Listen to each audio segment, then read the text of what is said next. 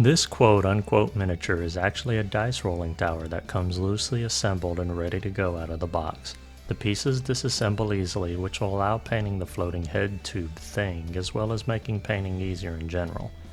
The two slits on each side of the long strip going up the back is to hold cardboard fold-out plates that contain rules for the Power Rangers role-playing game.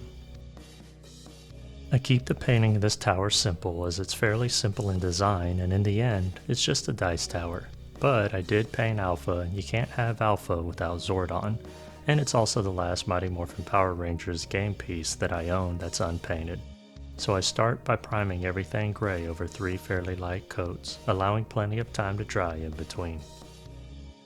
I then spray the floating head tube thing a dark blue, moving up and down its length with the airbrush. I wasn't really worried about getting a perfectly even coat, as I ultimately want it to look like as if it's light or energy moving vertically up the tube, so having random patchy lines like this will not hurt the end result.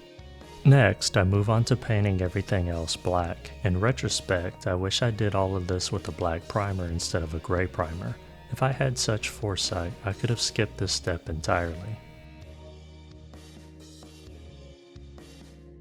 With the black paint dry, I spray a dark gray vertically up the panel lengths as a highlight, before doing the same with the light blue for the face tube thing.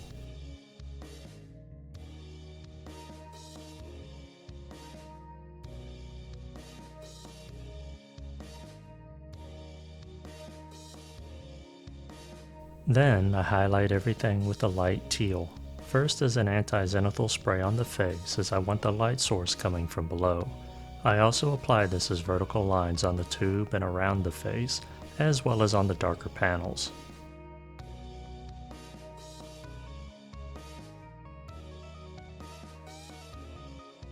I then roughly edge highlight each of the panels using a brush with an acrylic paint that is very similar to the teal I airbrushed with. I could have used the same golden paint for the edge highlights, but I chose the Liquitex paint instead because it's less runny out of the bottle, and it's easier to control in regards to edge highlighting. Back at my airbrushing station, I thin down some turquoise ink and lightly tint all of the black panels before finishing it off with a few light coats of matte varnish. I went a little heavy with the varnish where the dice would pass through, as I'm sure there'll be some chipping over time.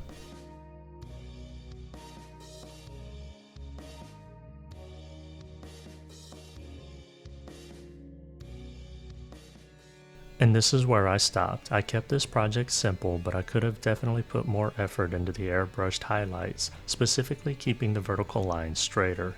There was also some spots where my fingerprints were highlighted out by the airbrushed ink tint towards the end. I'm not sure if it was the thinner mixed with the ink that caused this, but I didn't really notice these fingerprints until after that step.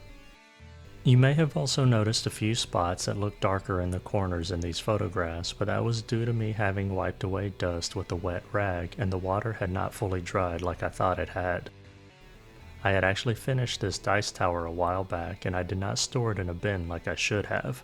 I do like the anti-zenithal lighting on the face, but otherwise I didn't spend a lot of time on this, clocking in at just over an hour and a half total, not including the drying times in between the airbrush steps and the varnishing steps, but with the screen inserts attached, it still looks pretty decent. The last thing I want to mention is that this thing is huge and definitely gives the towering presence he emanated in the show. And that'll bring this video to its end. I hope you learned something or inspired to start or expand your own collection of what appears to be a giant disembodied head floating in a tube that chose hormone-driven teenagers as inheritors of powers designed to defend the weak from the machinations of an extraterrestrial Asian sorceress that looks suspiciously like my mother. If you have any questions, feel free to ask, and if you like the content of this video and would like to see more, you can easily support this channel by liking, commenting, sharing, and subscribing. I'm Jim with Working with Miniatures. I'm truly grateful for your time, and I bid you a fond farewell. Until the next video.